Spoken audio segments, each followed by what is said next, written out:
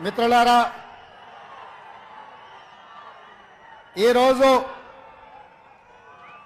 రాజీవ్ గాంధీ ప్రాంగణంలో కాంగ్రెస్ పార్టీ జాతీయ మాజీ అధ్యక్షుడు, మన అభిమాన నాయకుడు శ్రీ రాహుల్ గాంధీ గారు అఖిల భారత కాంగ్రెస్ పార్టీ జాతీయ ఎన్నికల మేనిఫెస్టోను ఈ తెలంగాణ గడ్డ మీద నుంచి విడుదల చేసి, ఏ గడ్డ మీద నుంచి అయితే సెప్టెంబర్ 17 నాడు శ్రీమతి సోనియా గాంధీ గారు తెలంగాణకు 6 గ్యారెంటీలు ఇచ్చి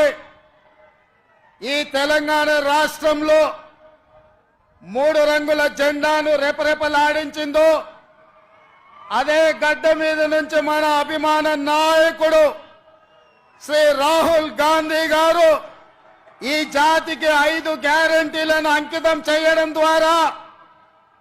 జూన్ 4 తారీఖు నాడు రాబోయే ఎన్నికల ఫలితాలలో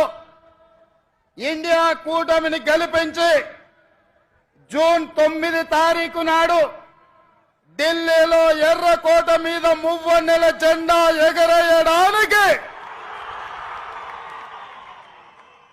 ఈ రోజు వారు ఇక్కడికి రావడం జరిగింది.